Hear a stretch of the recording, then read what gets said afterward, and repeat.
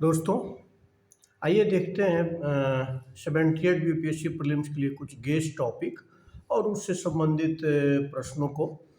तो इसको आप सुन करके याद कर सकते हैं और इससे अपनी तैयारी का आकलन कर सकते हैं। तो पहला प्रश्न है, केलकर समिति का संबंध किससे है?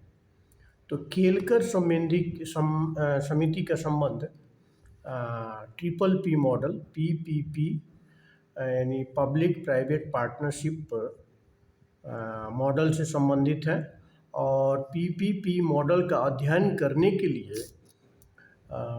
2015 में इस केलकर समिति का गठन किया गया था। तो केलकर समिति की तरह अन्य समितियों को भी आप याद कर लेंगे। अगला प्रश्न है, बेताल भट्ट और वर रुचि किसके दरबार में थे? तो बेताल भट्ट और वर रुचि चंद्रगुप्त विक्रमादित्य के दरबार में थे। आप चंद्रगुप्त विक्रमादित्य के नवरत्नों के संबंध में जानते होंगे। तो ये दोनों उनके नवरत्न में शामिल थे। जैसे धन्वंतरी नवरत्न में थे, छपणक थे, अमर सिंह, शंकु, उसी तरह से बेताल भट्ट भी थे, घटपर्ण भी थे, कालिदास थे ही, बराहमिहिर थे और बररुचि थे। तो ये नवरत्न में से थे। तो बेताल भट्ट और बररुचि चंद्रगुप्त विक्रमादित्य के दरबार में थे। इसी तरह से अगला प्रश्न है कि अभी जो आरबीआई के वर्तमान गवर्नर हैं वो कितने नंबर के गवर्नर हैं, यानी इसके पहले कितने गवर्नर हो चुके हैं? तो शशिकांत दास भारतीय रिजर्व बैंक के 25वें गवर्नर हैं। इसके पहले 24 हो चुके हैं। तो यहाँ से एक प्रश्न बनता है कि पहले गवर्नर कौन थे आरबीआई के? तो पहले गवर्नर थे ओसबोर्न स्मिथ से आप याद कर सकते हैं। और पहले भारतीय गवर्नर कौन थे रिजर्व बैंक के?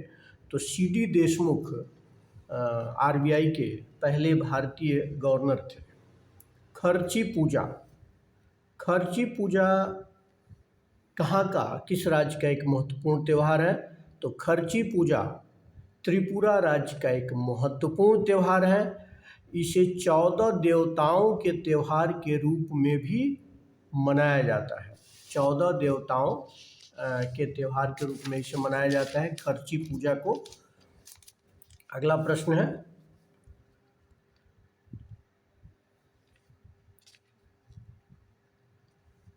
होयसल शासक ने कहाँ शासन किया? तो होयसल की राजधानी वेल्लूर में थी शुरू में, और ये वेल्लूर कर्नाटक में है। बाद में उसकी राजधानी हेलेवीडू में हो गई। इसी तरह से अगर हम काकतीय राजवंश की बात करें तो काकतीय राजवंश की राजधानी पहले ओरुगल्लू थी और बाद में उसकी राजधानी वारंगल हो गई, यानी ओरुगल्लू को ही वारंगल के नाम से जाना जाने लगा। इसी प्रकार अगर हम देखें देवगिरी के यादव, तो देवगिरी के यादव यानी औरंगाबाद के आसपास के क्षेत्र में वो शासन करते थे और देवगिरी उनकी राजधानी हुआ करती थी। तो ये कई बार मिलाने के लिए आता है। दर्राह राष्ट्रीय उद्यान कहाँ पर है? दर्राह राष्ट्रीय उद्यान को राष्ट्रीय चंबल वन्य जीव अभयारण्य भी कहते हैं और ये कोटा के नज़दीक है, राजस्थान में कोटा के नज़दीक। खास बात यह है कि ये घड़ियालों, पतले मुंह वाले मगरमच्छ घड़ियालों के लिए बहुत लोकप्रिय है दर्रा राष्ट्रीय उद्यान। अगला प्रश्न है, तानसेन ने अपना अधिकांश समय किस राजा के दरबार में व्यतीत किया? तो तानसेन रीवा के राजा रामचंद्र सिंह के दरबार में सबसे अधिक समय व्यतीत किया। बाद में अकबर के दरबार में आने पे अकबर ने उसे नवरत्नों में शामिल किया और उसे मियाँ की उपाधि भी दी थी।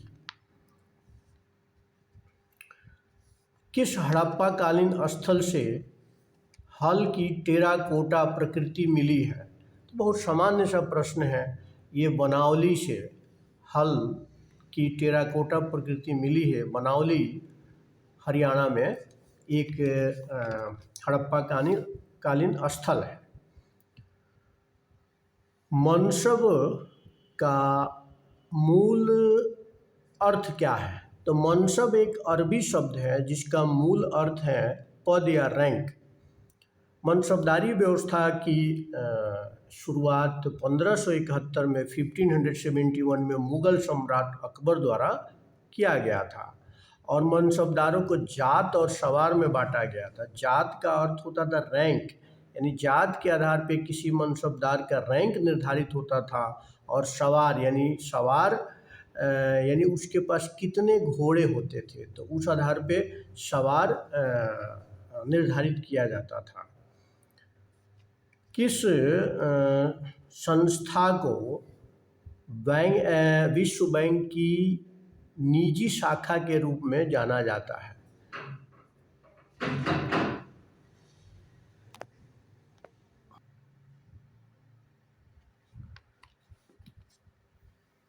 तो किस संस्था को विश्व बैंक का निजी शाखा कहा जाता है? तो ये इसका सही आंसर है IFC, अंतर्राष्ट्रीय वित्त निगम को विश्व बैंक की निजी शाखा के रूप में माना जाता है। और इसकी स्थापना IFC की स्थापना 1956 में हुई थी, और ऐसा इसलिए कहा जाता है कि यह अपने सदस्य देशों की निजी क्षेत्र की कंपनियों को पैसा उधार देता है। अगला प्रश्न है, सरू तरु क्या है या अथवा कहाँ है? सरू तरु असम के कामरूप क्षेत्र में स्थित एक नवपाषाणकालीन स्थल है। जैसे हम पूछें कि सेनुआर कहाँ है, तो नवपाषाणकालीन स्थल सेनुआर बिहार में है। उसी तरह से सरू तरु असम में है। अगला प्रश्न है, शास्त्रीय भाषा वर्तमान में कुल कितने हैं?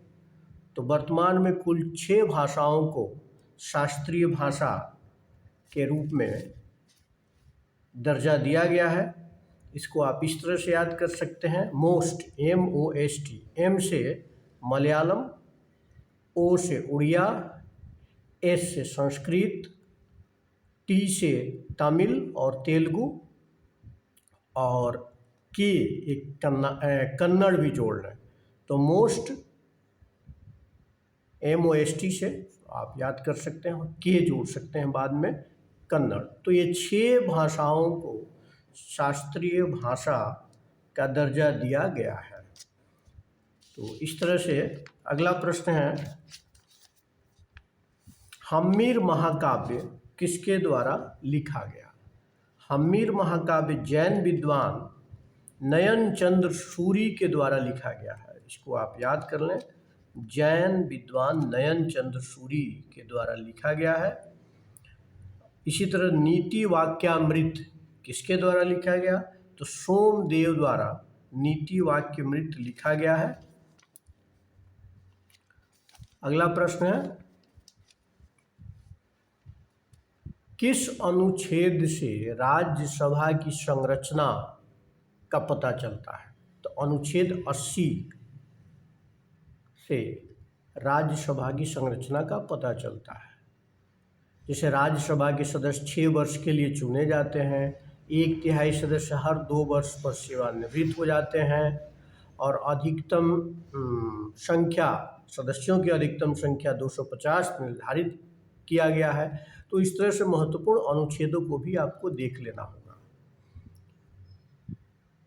रंगित नदी किसकी सहायक नदी है? तो रंगित नदी तीस्ता की सहायक नदी है, सबसे बड़ी सहायक नदी है ये, और सिक्किम में है रंगित नदी। तीस्ता का उद्गम सिक्किम के एक झील खांग छो से होता है, खांग छो, और तीस्ता ब्रह्मपुत्र में जाकर मिल जाती है, यानी ब्रह्मपुत्र की सहायक नदी है और रंगित तीस्ता की सहायक नदी है। माफिक लावा किसे कहा जाता है? माफिक लावा, यदि लावा में 45% से लेकर 52% तक सिलिका हो तो उसे माफिक लावा कहा जाता है।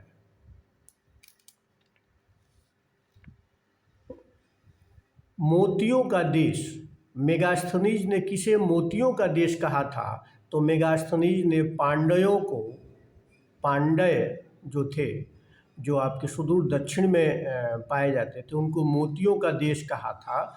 और पांड्यों का उल्लेख सबसे पहले मेगास्थनीज ही करता है, और पांड्य की राजधानी मदुरा थी।